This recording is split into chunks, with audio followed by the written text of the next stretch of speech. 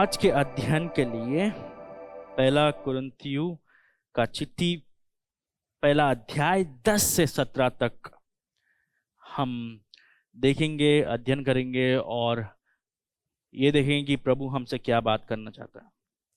तो आज का विषय यह है कि परमेश्वर का पवित्र कलीसिया एकता का अनुसरण करता है। परमेश्वर का पवित्र कलीसिया एकता का अनुसरण करता है। और आज का मुख्य विचार यह है, या मोटी बात, बड़ा विचार,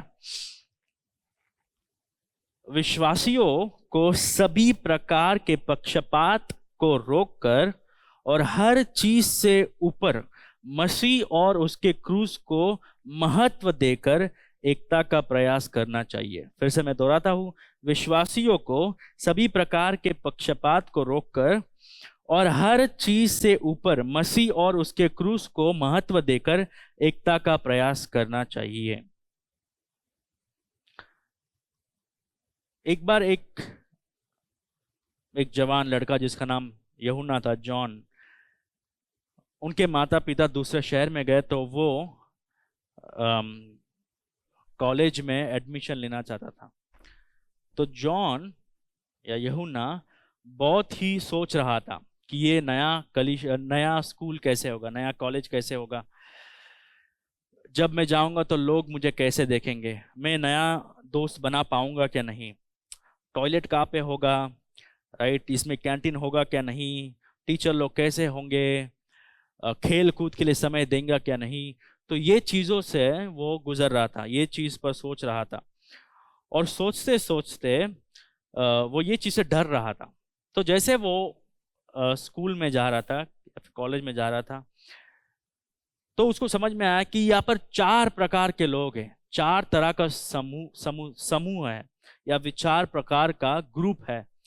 पहला ग्रुप, ये कॉलेज में ऐसे लोग हैं जो लोग खेल कूद करते हैं, राइट, लड़का लड़की दोनों खेल कूद करते हैं, ये लोग खेल कूद में शानदार है। तो क्या मैं इनसे जुड़ सकता हूं, क्या मुझे इनमें शामिल होना है। तो दूसरा ग्रुप था, वो ऐसा था जो लोग बहुत ही शानदार है पढ़ाई में उनको दिलचस्पी बहुत है। तो पहला ग्रुप क्या था, खेल कूद में बहुत ही बढ़िया, बहुत ही शानदार। तो दूसरा ग्रुप पढ़ाई में बहुत ही बेहतर था, पढ़ाई में बहुत ही बेहतर थे।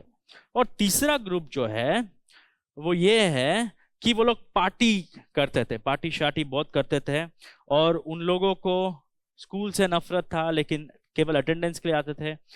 उन लोग को खेल कूद करने वाले से नफरत था, ज्यादा पढ़ाई करते थे उनसे नफरत था, टीचर लोग से नफरत था। सो बेसिकली सबसे नफरत था, लेकिन इनको पार्टी करना है, मौज मस्ती करना है। और आखिरी ग्रुप जो है, जो चुने और बचे हैं, वो लोग बहुत ही साधारण लोग हैं, जिनके साथ कोई रहता नहीं है, जो अकेले में बैठते हैं, ना खेल कूद में दिलचस्पी है, ना पढ़ाई करते हैं, ना पार्टी को जाते हैं। तो जॉन को ये चारों में से एक समूह को चुनना होगा। आप कौन सा समूह चुनेगा? तो ये चीज में जॉन जो है वो अपना दिमाग लगा रहा था। ना कोई स्कूल में ऐसा होता है, बहुत दुख की बात है, कलीसिया में भी कभी कभी ऐसा ही होता है कि जब लोग नया आते तो उनको चुनना पड़ता है कि आप कौन से ग्रुप में होंगे। एक ग्रुप एक भाषा के बोलने वाले होंगे, तो एक ग्रुप ये कार्य करने वाले होंगे। तो कलीसिया में भी आपको वो ग्रुप देखने मिलेगा, वो विभाजन देखने मिलेगा, राइट। अब स्कूल या कॉलेज में होता है तो हमें समझ में आता है, हम समझ सकते हैं, साधारण चीज है ये। लेकिन कलीसिया, जब हम एक रोटी तोड़ते हैं, जब हम कहते हैं कि हम प्रभु का शरीर है, कलीसिया में भी कई बार ऐसे विभाजन देखने मिलते हैं, ऐसे समुदाय देखने मिलते हैं। एक ही कलीसिया, लेकिन उसमें भी बहुत सारे विभाजन। तो पौलुस जो है यहाँ पर 10वां वचन से लेकर 17 वचन तक पहला पाप को सुधार रहा है, पहला पाप को दिखा रहा है। और ये सबसे मूल पाप है। बहुत सारे पाप है कलीसिया में, बहुत सारे पापों से जूझ रहे हैं, लेकिन मुख्य रूप से मूल पाप विभाजन है कलीसिया में, राइट। मूल पाप जो है कलीसिया में झगड़े हैं। तो 10 से लेकर 17 तक पौलुस उनको 3 विनंती करता है, 3 याचिकाएं करता है। हम वो 3 याचिका को देखेंगे, लेकिन ये मुख्य मुद्दा ये संदर्भ में ये है, ये खंड का ये है कि एक पवित्र कलीसिया एकता का अनुसरण करता है। एकता जो है वो हम नहीं ला सकते।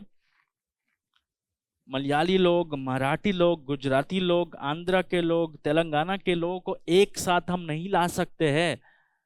केवल परमेश्वर का सुसमाचार ला सकता है। तो ये प्रभु का कार्य है, ये संप्रभु कार्य है, ये दैविक कार्य है। एकता को पैदा करना ये दैविक कार्य है, लेकिन एकता को बरकरार रखना हमारा कार्य है। बाइबल में, नया नियम में कोई भी लेखक ऐसा नहीं कहता कि एकता को पैदा करो। नहीं, एकता पवित्र आत्मा लाता है, सुसमाचार लाता है, यीशु मसीह लाते हैं अपने लहू से, अपने सुसमाचार से। लेकिन एकता को बरकरार रखना वो हमारा काम है, वो हमारा कार्य है। तो 9वें वचन में पौलुस ने क्या कहा था कि प्रभु ने इनको सहभागिता के लिए बुलाया था, बराबर। तो पौलुस ये कहता है कि हमारा प्रभु वफादार है, जो आपको अपने पुत्र के साथ संगति करने के लिए बुलाया। तो ऐसा होता है कि जब प्रभु हमें संगति करने के लिए बुलाता है अपने पुत्र से, तो ऐसा हो ही नहीं सकता है कि हम कलीसिया से अलग होते हैं। तो जब परमेश्वर जो सच्चा है, जिसने तुमको अपने पुत्र हमारे प्रभु यीशु मसीह के संगति में बुलाया है, तो वो पुत्र के साथ संगति नहीं, उसके शरीर के साथ संगति के लिए भी बुलाता है। लेकिन कलीसिया में ऐसा हो रहा था कि फूट आ गया, एक दूसरे के साथ संगति नहीं था। संगति था तो भी ऊपर ऊपर का संगति था, सुसमाचार के अनुसार संगति नहीं था।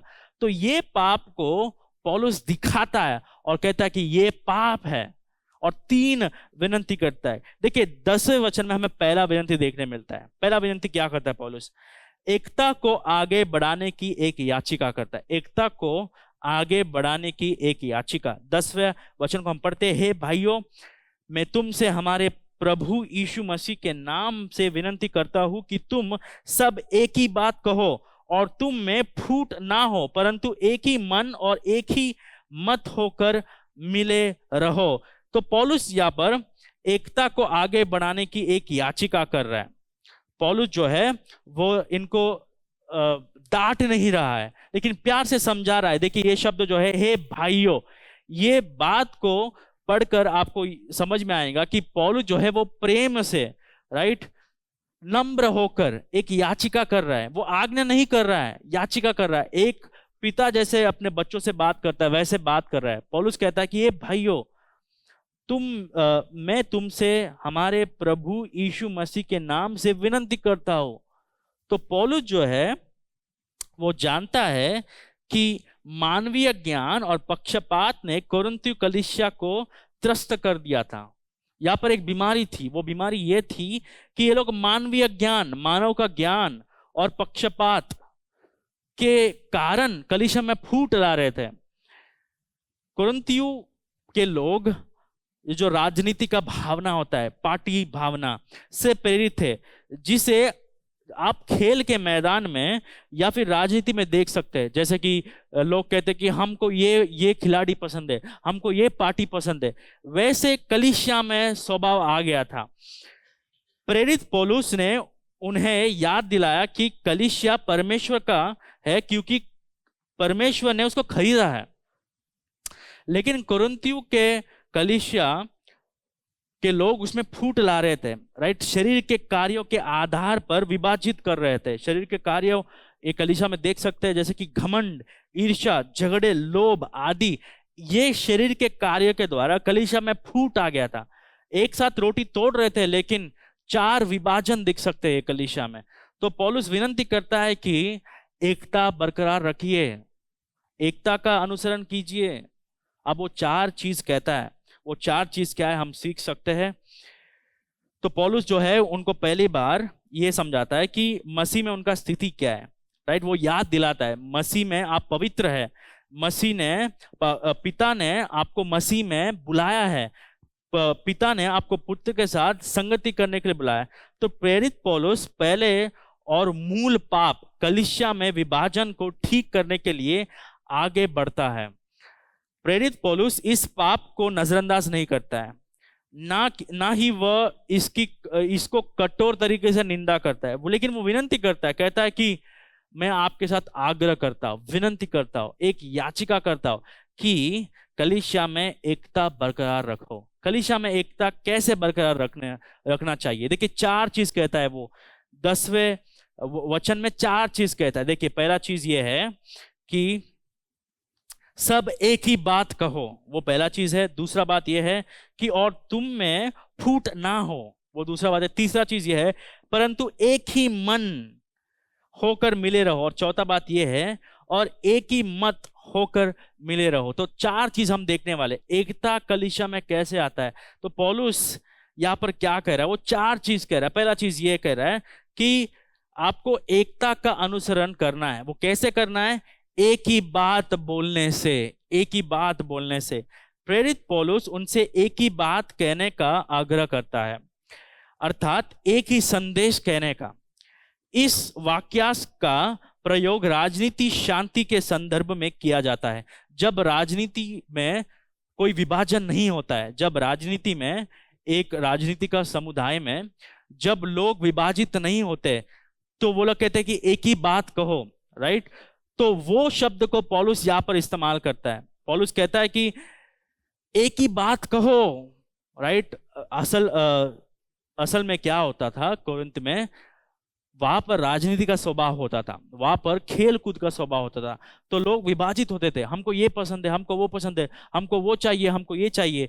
तो उस जमाने में ये शब्द को इस्तेमाल करते थे, एक ही बात कहो। अगर हर एक व्यक्ति अलग अलग बात कहने लगेगा तो कलीसिया में फूट आएगा, कलीसिया एक नहीं रहेगा। तो पौलुस कहता है कि एक ही बात कहो। तो इस वाक्यांश का प्रयोग उन राजनीति समुदाय के लिए किया जाता था जिसमें झूठों से मुक्त था, जो राजनीति के समुदाय में विभाजन नहीं थे, पक्षपात नहीं थे, एक ही तरह के लोग थे, उसमें इसका इस्तेमाल किया जाता था। तो पौलुस उनसे आग्रह कर रहा है कि वे अपने मतभेदों पर काम करे और ऐसे बातें कहे जो एकता को बढ़ाए। तो लोग जो है अलग अलग बात कर रहे थे, लोग जो है अलग अलग विचार के पीछे पड़े थे। तो कोरिन्थ के जमाने में या फिर उस राष्ट्र में ऐसे होता था कि जो लोग ज्ञान बांटते थे, बराबर, जिनको हम फिलोसोफर कहते थे, यूनानी के लोग,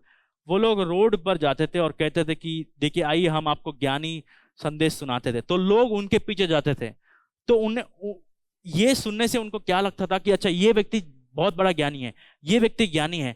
तो ये स्वभाव को ये कलीसिया में ला रहे थे। तो अलग अलग लोग अलग अलग चीजें कह रहे थे, इसके वजह से कलीसिया में एकता नहीं हो रहा था। तो पौलुस कहता है कि एक बात कहिए।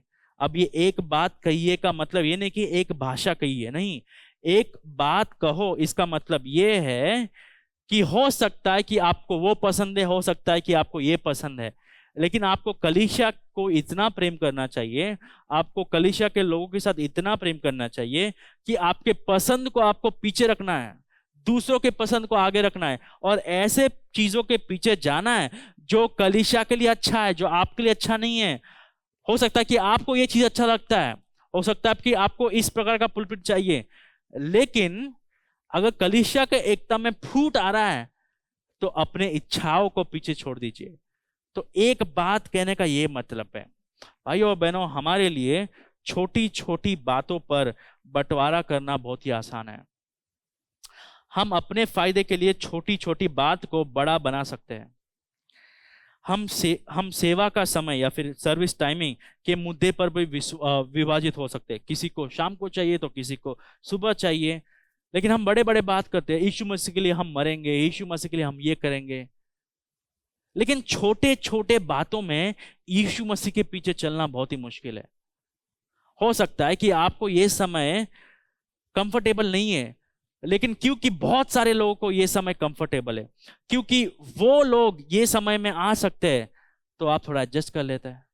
तो एक बात कहने का मतलब यही है, हमारे पसंद को, हमारे इच्छाओं को दूसरों के सफलता के लिए, कलीसिया के एकता के लिए, कलीसिया के बढ़ोतरी के लिए पीछे छोड़ना।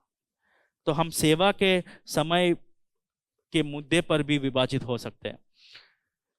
अभी सेवा का समय बहुत ही महत्वपूर्ण है, लेकिन उतना महत्वपूर्ण नहीं है कि हम कलीसिया में विवाद पैदा करें।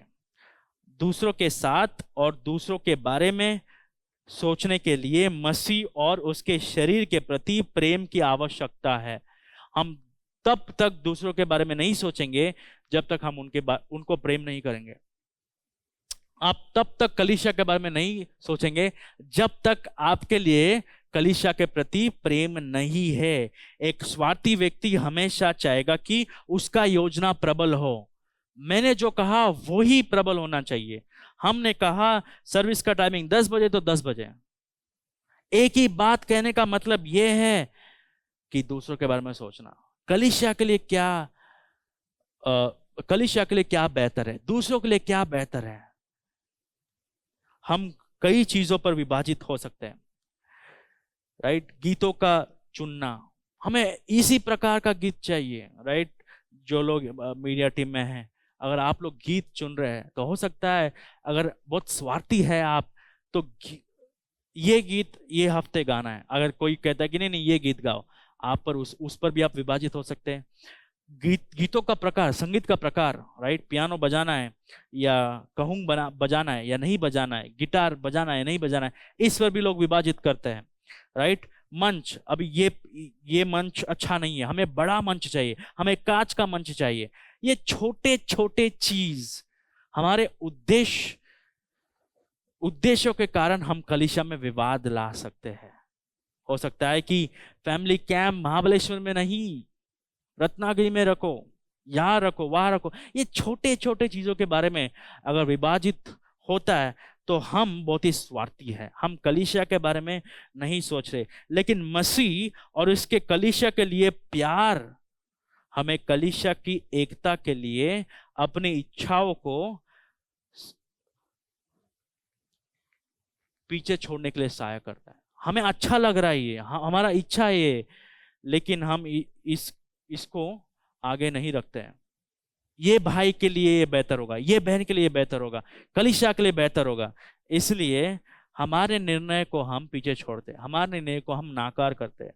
सुसमाचार एकता को पैदा करता है और एक सुसमाचार केंद्रित, सुसमाचार प्रभावित और एक आत्मा नियंत्रित जीवन हमें एकता बनाए रखने में मदद करता है। अगर आप सुसमाचार केंद्रित जीवन जीते हो तो आप एकता के लिए सोच सकते हैं। अगर आप आत्मा नियंत्रित जीवन जीते हो तो आप शारीरिक चीजों पर ज्यादा सोचेंगे नहीं, शरीर के अनुसार आप निर्णय नहीं लेंगे, आत्मा के अनुसार, सुसमाचार के अनुसार, जो कलीसिया के लिए अच्छा है, जो कलीसिया के एकता को बढ़ाता है, वो चीज कहोगे।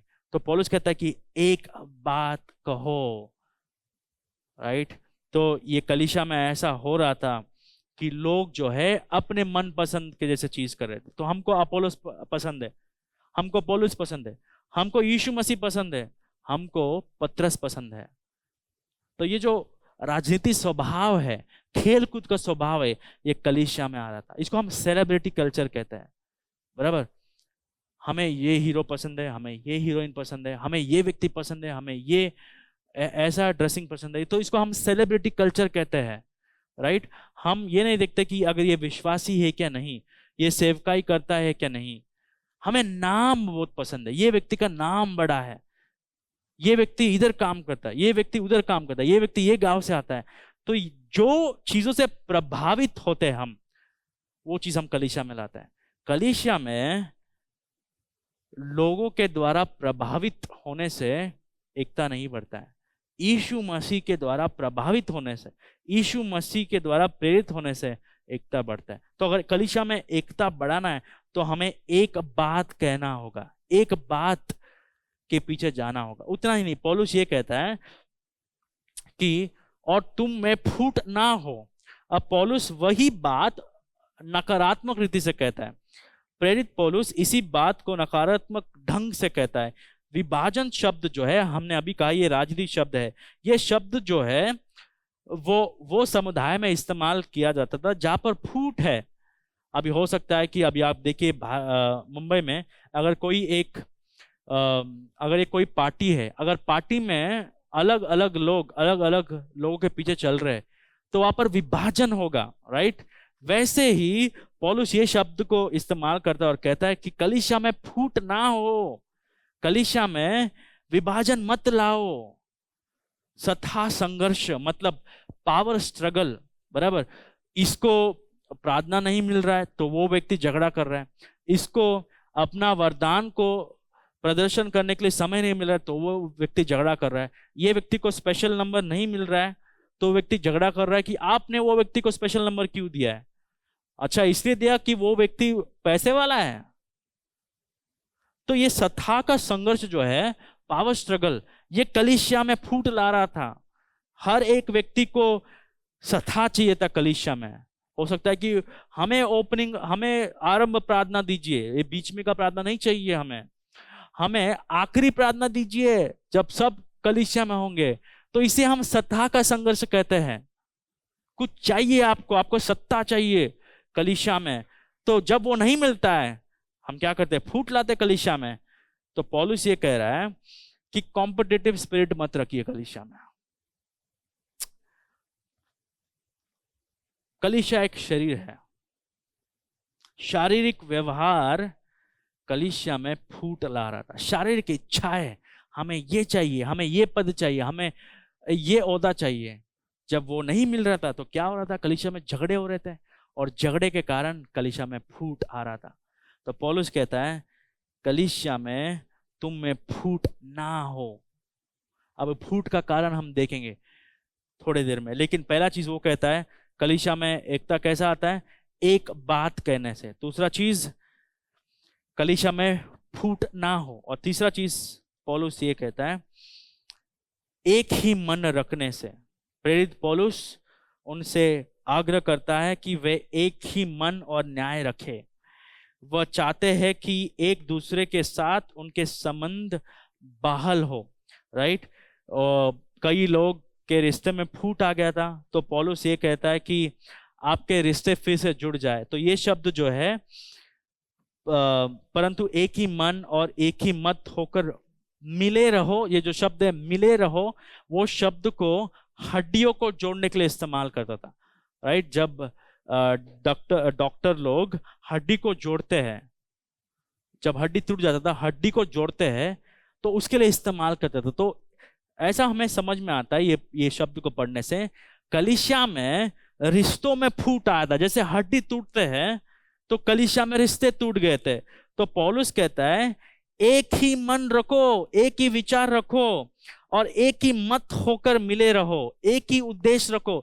ये तब होगा जब आप सुसमाचार केंद्रित जीवन जीते। तो ये जो मन है, ये शब्द, ये मन यीशु मसीह के मन के बारे में बात कर रहा है। तो हम कलीसिया में एक मन कैसे रख सकते हैं?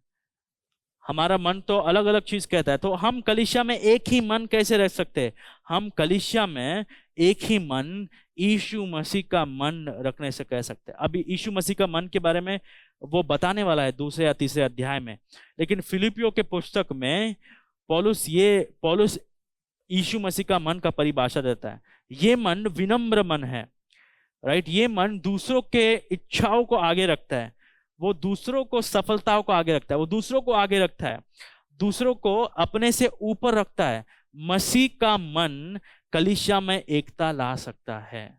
तो एक ही बात कहना है, कलीसिया में फूट नहीं लाना है, परंतु एक ही मन और एक ही मत होकर मिले रहना है।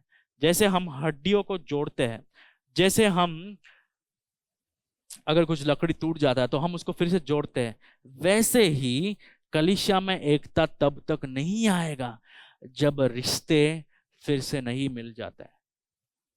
क्योंकि एक रोटी तोड़ रहे थे वो लोग, लेकिन रिश्ते टूटे हुए थे।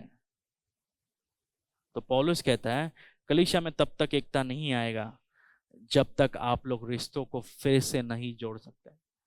तो कलीसिया में एकता तब तक नहीं आता है जब तक हम अपने आप को भूल नहीं जाते हैं, जब तक प्रभु के महिमा के लिए नहीं जीते, जब तक प्रभु को प्रथम स्थान नहीं देते। हम सीखने वाले 17 वचन में कलीसिया में एकता कब आता है? जब हम प्रभु यीशु मसीह को प्रथम स्थान देते हैं। हाँ, ये गाना हमको पसंद है, लेकिन क्या ये गाना यीशु मसीह को महिमा लाता है? अलग अलग लोग अलग अलग गाना चुन रहे, लेकिन हमारे चुनने से कुछ नहीं होने वाला है। क्या हम साथ में मिलकर गाना गा सकते हैं? तो इसको हम एक सोच कहते हैं। तो कलीसिया में तब तक एकता नहीं आता है जब तक हम ऐसा सोच रखते हैं, दूसरों के बारे में सोचना, कलीसिया के एकता के बारे में सोचना। कलीसिया के लिए सबसे शानदार चीज कौन सा हो सकता है? कलीसिया के बढ़ोतरी के लिए सबसे अच्छा निर्णय कौन सा हो सकता है? ये सोच केवल यीशु मसीह का मन ला सकता है। और एक स्वार्थी सोच स्वयं की पूजा करने के पीछे लगा होता है। हमें कौन सा अच्छा लगता है, हमें सबसे कौन सा चीज आनंद देगा। अगर हमें ये चीज आनंद देगा तो हम ये चीज करेंगे। एक व्यक्ति जो एकता का अनुसरण करता है कलीसिया में, वो ऐसा सोच नहीं रखता है। वो ऐसा सोच रखता है कि कलीसिया के लिए कौन सा चीज अच्छा होगा, दूसरों के बढ़ोतरी के लिए कौन सा चीज अच्छा होगा, और यीशु मसीह को कौन सा चीज महिमा देगा। तो 10वां वचन में पौलुस ये कहता है कि कलीसिया में एकता बनाए रखो। लेकिन ये कलीसिया में कुछ समस्या था। देखिए 11 वचन, क्योंकि हे मेरे भाइयों, कलोई के घरानों के लोगों ने मुझे तुम्हारे विषय में बताया है कि तुम में झगड़े हो रहे हैं। मेरे कहने का अर्थ यह है कि तुम में से कोई तो अपने आप को पौलुस का, कोई अपोलुस का, कोई केफा का, तो कोई मसीह का कहता है। क्या मसीह बट गया? क्या पौलुस तुम्हारे लिए क्रूस पर चढ़ाया गया? या तुम्हें पौलुस के नाम पर बपतिस्मा मिला? तो 11 और 12 वचन में पौलुस दूसरा मुद्दे को बताता है। दूसरा मुद्दा क्या है? पहला मुद्दा पौलुस ये बताता है कि कलीसिया में एकता को बनाए रखो। तो 10वां वचन हमने ये सीखा था कि एकता को आगे बढ़ाने की एक याचिका। अब दूसरा याचिका हम 11वां और 12वां वचन में देखते हैं। वो याचिका क्या है? गुटबाजी को रोकने के लिए एक याचिका। गुटबाजी का मतलब पक्षपात, विभाजन लाने वाला स्वभाव। गुटबाजी को रोकने के लिए एक याचिका। एकता का पीछा करने के लिए उनसे आग्रह करने के बाद पौलुस समस्या का पहचान करता है। समस्या क्या है? समस्या यह है कि पौलुस को कलोई के घराने के लोग ये कहते कि ये कोरिन्थ के कलीसिया में ना फूट है, विभाजन है। अब ये स्त्री कौन है? ये स्त्री एक व्यवसायी महिला है। हो सकता है कि ये कलीसिया में एक भागी थी, एक सदस्य थी, या फिर हो सकता है कि ये पौलुस को जानती थी और एक कोरिन्थ के कलीसिया के लोगों को भी जानते थे। अब ये पौलुस जो है, जब ये चिट्ठी लिख रहा था वो एफेसस में था। तो ये स्त्री जो है वो, या फिर इनके घर के लोग कोरिन्थ से लेकर एफेसस गए, और जब एफेसस में पौलुस को मिले तो पौलुस को कहे कि ये कलीसिया में विभाजन हुआ है। अब ये कानाफूसी नहीं है, ये कानाफूसी नहीं है, क्योंकि सबको पता था, राइट? ये सबको पता था। तो ये सबको पता था, और पौलुस इस बात के इस विषय के बारे में कुछ कर सकता था। अब ये स्त्री अगर जाके किसी और को बताती, राइट, जो सुलह नहीं ला सकता है, तो वो कानाफूसी हो सकता है। लेकिन ये जाके सही व्यक्ति को बताई, जिसने ये कलीसिया का स्थापना किया, जिसने सुसमाचार बांटा, जो ये कलीसिया का एक जमाने में चालक था, जो ये कलीसिया को चिट्ठी लिख सकता था। तो ये कानाफूसी नहीं है।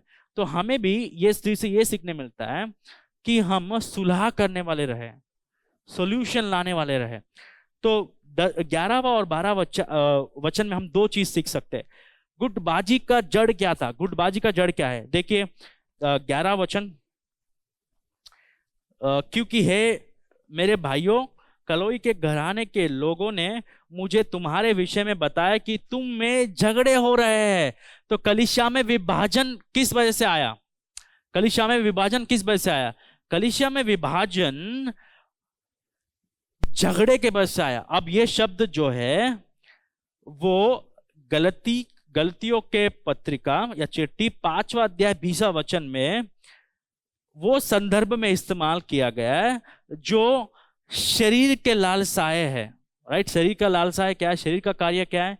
ईर्ष्या, डह, राइट, घमंड। तो वहां पे झगड़े का भी इस्तेमाल किया गया है। मतलब कलीसिया में विभाजन किस वजह से आते हैं? शारीरिक विचारों से, शरीर के कार्यों से।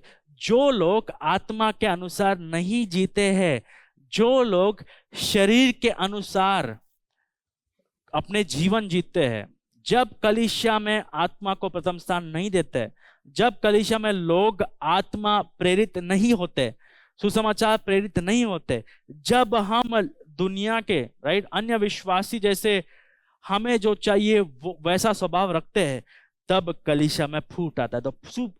तो ये गुटबाजी का जड़ या फिर विभाजन का जड़ कलीसिया में झगड़े ला रहे थे। तो जड़ क्या है? झगड़े। और ये शब्द जो है वो शरीर के कार्यों का संदर्भ में इस्तेमाल किया। विभाजन का कारण शरीर का एक कार्य था। ये कलीसिया में हो सकता है, हमारे कलीसिया में भी विभाजन का जड़ शरीर के कार्य हो सकते हैं। घमंड, ईर्ष्या, राइट, प्रथम स्थान मिलना, वाहवाही, लोगों की वाहवाही के पीछे भागना, स्वयं की आराधना करना, स्वयं की इच्छाओं को पूर्ण करना। जब हमारे निर्णय इन चीजों से प्रेरित होते हैं, तब कलीसिया में फूट आता है। जो लोग आत्मा के अनुसार चलते हैं, चाहे क्वायर में हो, चाहे प्रचारक हो, चाहे सेवकाई करने वाले हो, जब तक वो आत्मा प्रेरित नहीं बनते, if they are not led by the holy spirit, they will not pursue unity. वो लोग एकता का अनुसरण नहीं कर सकते। मैं कलीसिया के लिए धन्यवाद देता हूँ, सीबीसी कलीसिया के लिए और ये नया कलीसिया के लिए। अब तक हमने गाने के वजह से या फिर प्रचारक के वजह से या फिर गाना गाने वाले लोग हैं उनके वजह से कलीसिया में फूट नहीं देखा। क्यों?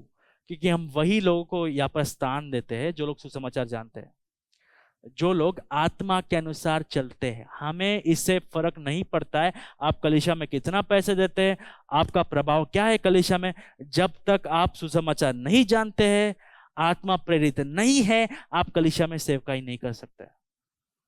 तो ऐसे लोगों को सेवकाई देना ही नहीं चाहिए कलीसिया में।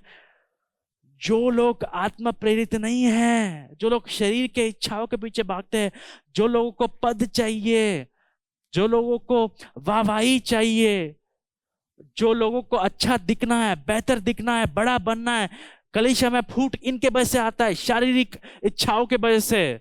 ये कलीसिया में भी लोगों को, जो लोग भाषा में बात करते थे, उनसे ईर्ष्या होता था। अरे इनके पास भाषा बात करने का वरदान है, हम तो केवल चेयर को पोंछ रहे हैं। ये कलीसिया में, अच्छा ये प्रचारक वफा, ये शानदार प्रचारक है, हमें तो केवल प्रार्थना करने के लिए समय देता है। देखिए, ये सोच कलीसिया में फूट लाता है। ये सोच कलीसिया के एकता को नहीं बढ़ाता है। तो कलीसिया में फूट या जुड़बाजी का जड़ शरीर का कार्य है। और शरीर का कार्य क्या है? झगड़े। और झगड़े किधर से आते हैं? शारीरिक विचारों से। जब शरीर को जो चाहिए वो नहीं मिलता है, जब हम झगड़ते हैं। हमारे अंदर ना एक बच्चा है, जब बच्चे को आप लॉलीपॉप या चॉकलेट नहीं देते हैं तो बच्चा जोरों से रोता है, राइट, चीजों को मारता है, अपटता है। वैसे ही जब हमें जो चाहिए वो नहीं मिलता है, हम भी ऐसे ही बर्ताव करते हैं। आत्मा प्रेरित लोग अपने आप को नाकारते हैं। जो चीज आत्मा को चाहिए, सुसमाचार को चाहिए, कलीसिया में जो बढ़ाता है, एकता को बढ़ाता है, वो चीज को प्रथम स्थान देता है। तो जुटबाजी का जड़ क्या है? झगड़े, शारीरिक कार्य। अभी जुटबाजी का नतीजा क्या है, या फिर पक्षपात का नतीजा क्या है? देखिए 12 वचन, मेरे कहने का अर्थ यह है, विभाजन कैसे हो रहा था, मेरे कहने का अर्थ यह है कि तुम में से कोई तो अपने आप को पौलुस का, कोई अपुल्लोस का, कोई केफा का, तो कोई मसीह का कहता है।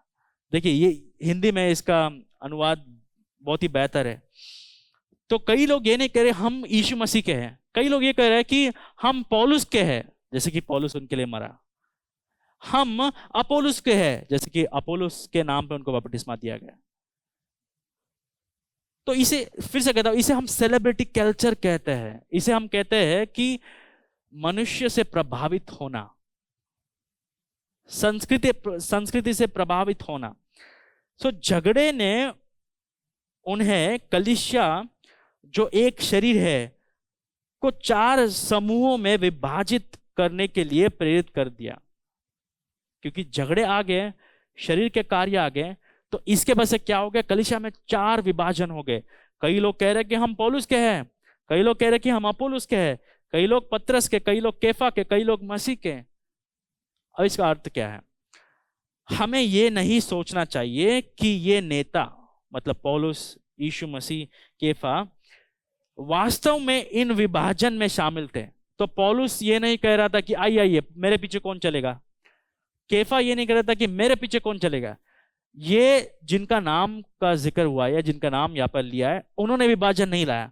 उनको पता भी नहीं है कि विभाजन क्यों हो रहा है, क्योंकि लोगों को ये लोग पसंद है, इसीलिए उनके पीछे चल रहे हैं। मतलब ऐसा हो सकता है कि कई लोगों के नाम को लेकर हम कलीसिया में विभाजन ला सकते।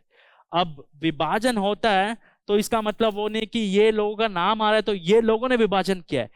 देखिए लोगों का समझ ही ऐसा है, लोगों का कार्य ऐसा है कि अच्छे लोगों को इस्तेमाल करते कलीसिया में विभाजन लाए। अब केफा कभी भी ये नहीं चाहेगा कि कलीसिया में विभाजन हो। केफा कभी भी ये नहीं चाहेगा कि थोड़े लोग मेरे पीछे आ जाए। पौलुस ये कभी भी नहीं चाहेगा कि थोड़े लोग मेरे पीछे आए।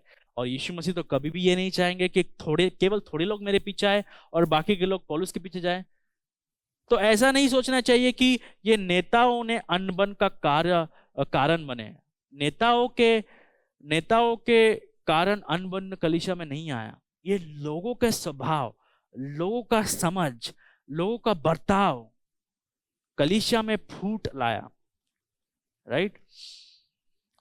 हाल ही में हम देख रहे थे कि जो लोग अभी बंबई में, तो इलेक्शन के बारे में हम इतना बात नहीं करते हैं, चुनौती के बारे में, चाहे कौन सा भी पार्टी आए हमें उससे कोई फर्क नहीं पड़ता है। यहाँ पर इतना झगड़ा होता नहीं। जैसे कि गांव साइड में हम देखते हैं, जैसे कि साउथ में या फिर नॉर्थ में, लोग ऐसे झगड़ते हैं जैसे कि ये लोग आके उनको पालन पोषण कर रहे हैं। ये लोगों को इतनी दिलचस्पी है राजनीति में कि कई लोग जान भी देते हैं। क्यों ये होता है? इसे हम राजनीति स्वभाव कहते हैं, पार्टी स्पिरिट। उनको ऐसे लगता है कि हमारा पार्टी जीतने से हमें ऊंचा स्थान मिलेगा, हम बेहतर बनते हैं। हम कई वीडियो देख रहे थे कि कई लोग जो जीते वो पिछले पार्टी के लोगों को मार रहे थे, झगड़े कर रहे थे। क्यों? क्योंकि इनका नेता जीत गया तो इनको अच्छा लग रहा है, क्योंकि ये नेता इनको जानता है, या फिर ये नेता को जानते हैं, या फिर ये नेता के पीछे चल रहे थे, इसलिए इनको अच्छा लग रहा है। तो ये स्वभाव कलीसिया में भी आ गया था। हमें पौलुस पसंद है। अब हम इसका अर्थ देखेंगे तीसरा मुद्दा में। तो कलीसिया में ये स्वभाव आ गया था। कलीसिया में जब ऐसा स्वभाव आता है तो कलीसिया में फूट आता है।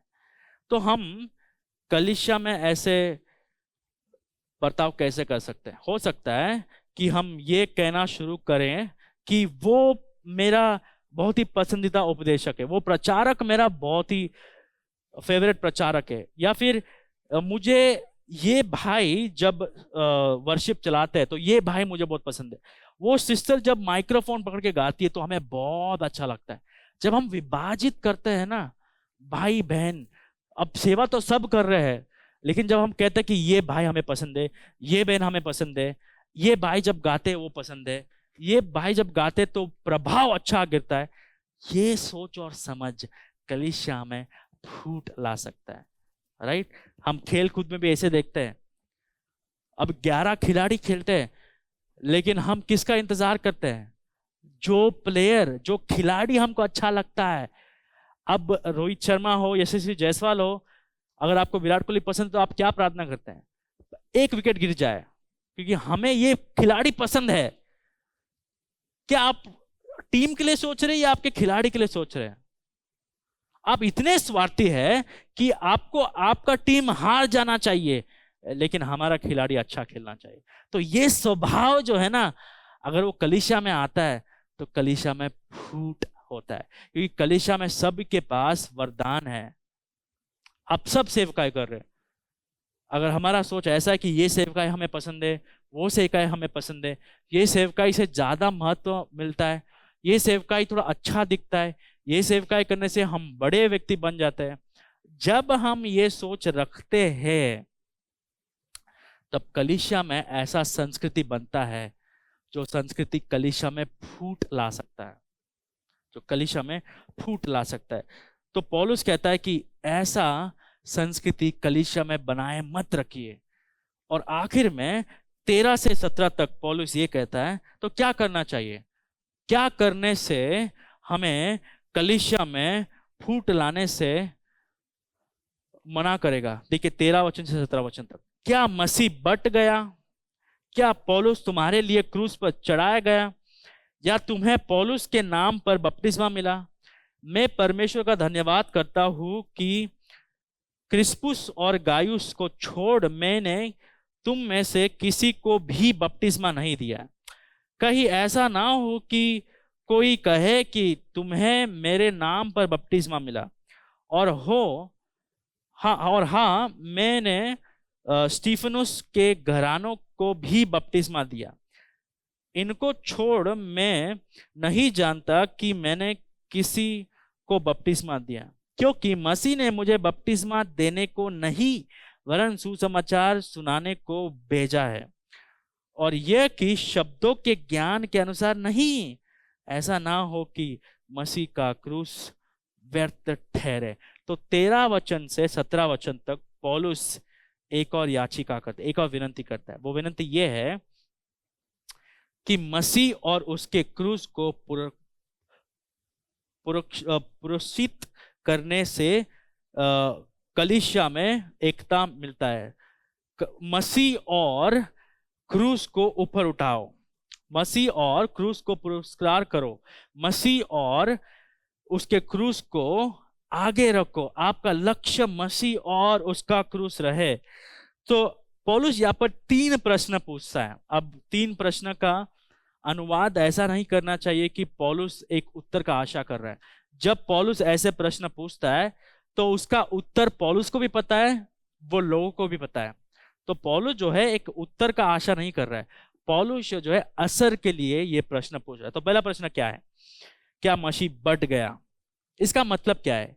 इसका मतलब यह है, ये शब्द का मतलब यह है कि क्या मसीह को हमने काट कर थोड़े लोगों को दिया है? जब हम पार्सल करते हैं, जब हम कैसे प्लास्टिक में कुछ बांध कर किसी को कुछ देते हैं, वैसे ये लोग मसीह को बांट रहे थे, क्योंकि कई लोग कह रहे थे कि हम मसीह के हैं। तो पौलुस पूछता है क्या मसीह बढ़ गया और केवल थोड़े लोगों को मिला? और दूसरा प्रश्न का अर्थ यह है कि क्या पौलुस तुम्हारे लिए क्रूस पर चढ़ाया गया? देखिए अभी थोड़े लोग पौलुस का पीछा कर रहे थे, लेकिन पौलुस जो है ये बात से सीमित नहीं है। पौलुस ये नहीं करता है जो लोग मेरे पीछे चल रहे हैं वो लोग अच्छे लोग हैं, जो लोग केफा के पीछे चल रहे हैं वो लोग अच्छे लोग नहीं है। देखिए पौलुस को भी विभाजन पसंद नहीं है। सच्चा चेला कौन है? सच्चा उपदेशक कौन है? जो लोगों के पीछे नहीं चलता है। विभाजन है, लेकिन पौलुस ने उनको सपोर्ट नहीं किया, उनको डांट रहा है, उन्हें कह रहा है कि आप तो मेरे नाम को लेकर विभाजन कर रहे हैं। क्या पौलुस तुम्हारे लिए क्रूस पर चढ़ाया गया? देखिए पौलुस जो है वो खुद का नाम ले रहा है, केफा का नाम नहीं ले रहा है, अपोलोस का नाम नहीं ले रहा है। तो पौलुस को खुद को पसंद नहीं है कलीसिया में विभाजन। पौलुस को यह पसंद नहीं है कि लोग उसे पसंद करें। मसीह को पसंद करो, क्रूस को पसंद करो, मेरे पीछे मत चलो। मैं तो केवल प्रचार करने वाला हूं, मैं तो केवल कलीसिया को चला रहा हूं।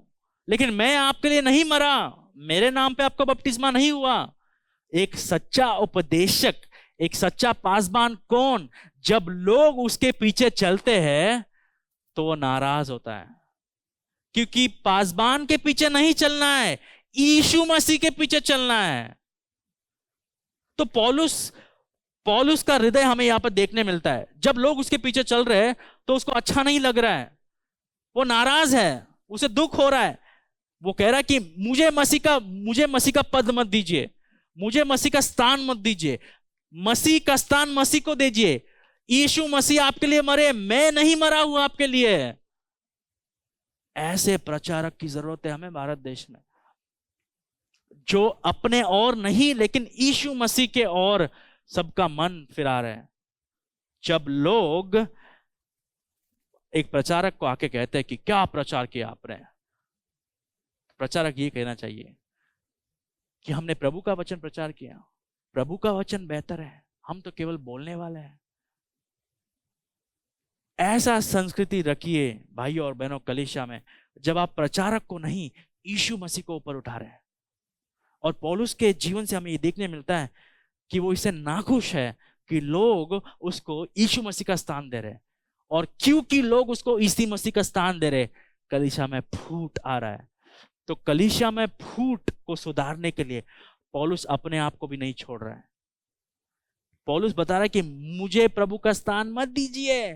तो दूसरे प्रश्न का अर्थ यह है कि पौलुस आपके लिए नहीं मरा, यीशु मसीह मरे, मुझे यीशु मसीह का स्थान मत दो। और तीसरा प्रश्न का समझ यह है, क्या तुम्हें पौलुस के नाम पर बपतिस्मा मिला? तो जब यीशु मसीह के नाम पर बपतिस्मा मिलता है, उसका मतलब यह है कि यीशु मसीह का अधिकार के अधीन ये होते हैं।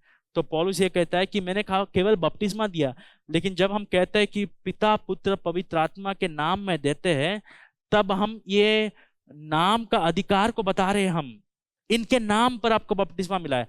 तो मेरे नाम पे आपको बपतिस्मा नहीं मिला है, तो मेरा अधिकार आपके जीवन पर नहीं है, आपको यीशु मसीह के नाम पे बपतिस्मा मिला। तो पौलुस ये प्रश्न क्यों बोल रहा है, पौलुस ये चर्चा क्यों कर रहा है कि मैंने इनको बपतिस्मा दिया, इनको नहीं दिया? मुझे ऐसा लगता है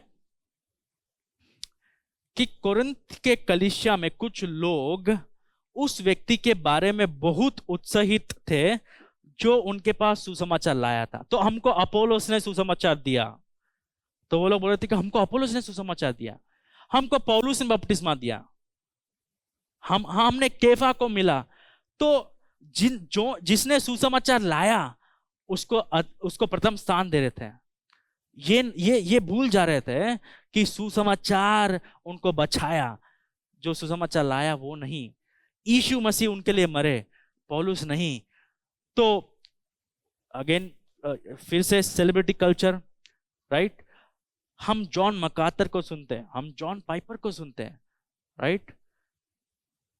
तो हाँ, हम बेहतर हैं। तो ये कलीसिया में भी ऐसा ही हो रहा था कि हमको पौलुस ने बपतिस्मा दिया, हमको पौलुस ने बपतिस्मा दिया, तो हम आपसे बेहतर है। हमको अपोलोस ने सुसमाचार सुनाया है, कोई व्यक्ति नहीं, चाय वाला नहीं सुनाया, हमको अपोलोस ने सुनाया। तो देखिए इनका सोच समझ, देखिए सुसमाचार में बढ़ोतरी नहीं कर रहे थे, सुसमाचार की वाहवाही नहीं हो रही है, लेकिन सुसमाचार जिसने लाया उसकी वाहवाही हो रही है। तो मनुष्य को सुसमाचार से ज्यादा, यीशु मसीह से ज्यादा प्रथम स्थान देते हैं। जब ये कलीसिया में होता है तब कलीसिया में फूट आता है। तो पौलुस इसलिए 13, 14, 15 और 16 अध्याय वचन में ये कहता है कि यीशु मसीह के व्यक्तित्व की केंद्रता होना चाहिए, यीशु मसीह को प्रथम स्थान दो, क्योंकि आपका उद्धार यीशु मसीह की वजह से हुआ है। आपके लिए यीशु मसीह मरे, मैं नहीं मरा। आपका बपतिस्मा यीशु मसीह के नाम पे हुआ है, मेरा नाम पे नहीं हुआ है। यीशु मसीह को बांटो मत, यीशु मसीह सभी का है। तो विभाजन को हम कैसे रोक सकते हैं? कलीसिया में केवल एक ही व्यक्ति को प्रथम स्थान मिलना चाहिए, जो व्यक्ति आपके पापों के लिए मरा, जो व्यक्ति आपको अंधकार के राज्य से लेकर उजाले के राज्य में लाया, और वो केवल यीशु मसीह है। पौलुस ये कहता है मैं यीशु मसीह के जगह में क्रूस पर आपके लिए नहीं चढ़ा, यीशु मसीह चढ़े, तो उसको आपका उसके आपके जीवन में प्रथम स्थान मिलना बनता है, मुझे नहीं। और उतना ही नहीं, कलीसिया में फूट को कैसे हम रोक सकते हैं? क्रूस की केंद्रता रखो। 17 वचन, क्रूस की केंद्रता। पौलुस का कहना यह है कि परमेश्वर ने उसे लोगों को बपतिस्मा देने के लिए नहीं बुलाया था। अभी इसका मतलब ये नहीं कि बपतिस्मा महत्वपूर्ण नहीं है, नहीं, सुसमाचार महत्वपूर्ण है। बपतिस्मा तो सुसमाचार को दर्शाता है, बल्कि सुसमाचार का प्रचार करने और सुसमाचार का प्रचार इस तरह करने में जिसमें ना जोड़े ना निकाले। जब हम सुसमाचार जैसा है वैसा प्रचार करते हैं तो क्या होता है? सुसमाचार जब हम सही रीति से प्रचार करते हैं तो लोगों के जीवन में बदलावट आता है। देखिए, सुसमाचार को बेहतर बनाने के कोशिश में मत बनिए। सुसमाचार बेहतर है, प्रभावशाली है, सुसमाचार में शक्ति है। पौलुस ये कहता है कि मैंने ज्ञान से सुसमाचार का प्रचार नहीं किया है। सुसमाचार जैसा है वैसा बताओ। हाँ, एक व्यक्ति थे जिसका नाम यीशु मसीह था। हाँ, वो प्रभु है। हाँ, वो राजा है। हाँ, वो 33 साल जिए। हाँ, वो आके क्रूस पर मर गए। हाँ, लोगों ने उसके मुंह पर थूक दिया। हाँ, वो राजा है, लेकिन ये सब के द्वारा गुजरा उसने। हाँ, वो मर गया, तीसरा दिन जी उठा। अब लोग ये सुनकर, यूनानी लोग ये सुनकर कह रहे थे कि इसमें तो ज्ञान ही नहीं है, इसमें ज्ञान किधर है? एक व्यक्ति जो सबसे बड़ा है वो सबसे छोटा बन गया, इसमें ज्ञान कहाँ है? हमको ज्ञान दीजिए। तो पौलुस कहता है हमारा ज्ञान इसमें ही है। एक व्यक्ति जो बड़ा है वो छोटा बन गया, एक व्यक्ति जो प्रभु है वो मनुष्य बन गया, एक व्यक्ति जो सब कुछ करता है वो हाथ जोड़कर सबके सामने मर गया। इसमें प्रभाव है, इसमें शक्ति है, इसमें ज्ञान है। हाँ, लोग हमें मूर्ख कहेंगे, लेकिन ये मूर्ख संदेश से हमारे बीच में उद्धार आया है। यही मूर्ख संदेश को लेके जाने में हम मूर्ख लोगों को परमेश्वर ने बुलाया। हम ये 18 से 25 तक अगले हफ्ते सीखेंगे। लेकिन लोग जब सुसमाचार सुनते हैं वो लोग कहते हैं कि ये मूर्ख संदेश है, मूर्ख लोग हैं, और इसमें हमें आनंदित होना चाहिए, क्योंकि यही मूर्ख संदेश से परमेश्वर ने उद्धार लाया है। तो कोरिन्थ के कलीसिया में लोगों को ये समझ में नहीं आ रहा था ये मूर्ख संदेश में क्या दिया गया है। हमें अपोलोस का प्रचार पसंद है।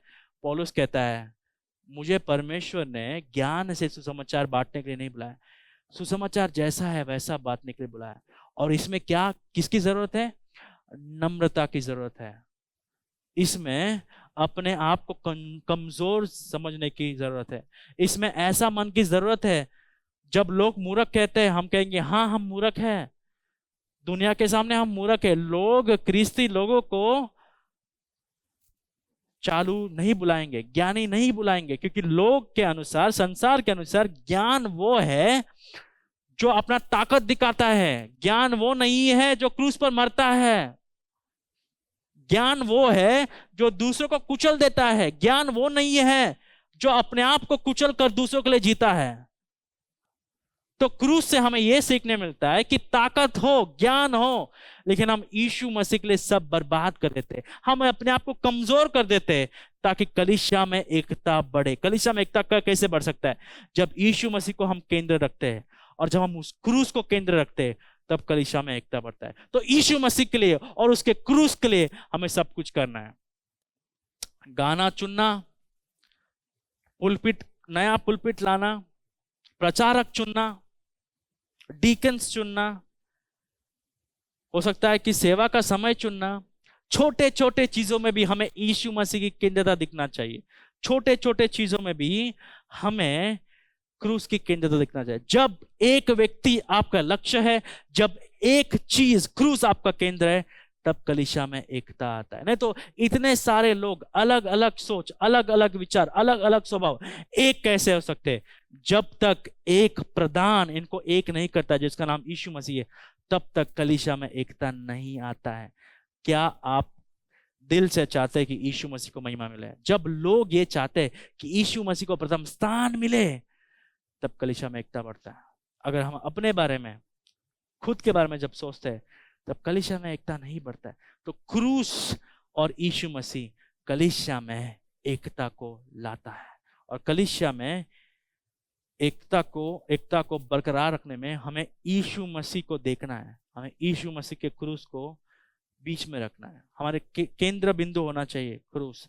और जब हम ये करते हैं कलीसिया में एकता को हम आगे करते हैं। तो आज का सबक ये है कि मसीह एक है और उसका कलीसिया भी एक ही है। एक बात कहो, एक मन रखो, एक संदेश पर गौर दीजिए, एक मसीह की आराधना करो। और ये सब हम कैसे कर सकते हैं? जब हम शरीर की इच्छाओं को दूर कर कर आत्मा के अधीन, आत्मा से प्रेरित सुसमाचार केंद्रित जीवन जीते, तब हम कलीसिया में एकता ला सकते हैं। अपने आप के इच्छाओं को हमें मारना है भाइयों और बहनों। अगर अपने आप को हम नहीं मारते हैं, क्रूस को हम ऊपर नहीं उठाते, यीशु मसीह को हम ऊपर नहीं उठाते, तब तक हम एकता को बरकरार नहीं रख सकते। कलीसिया एक है क्योंकि यीशु मसीह एक है।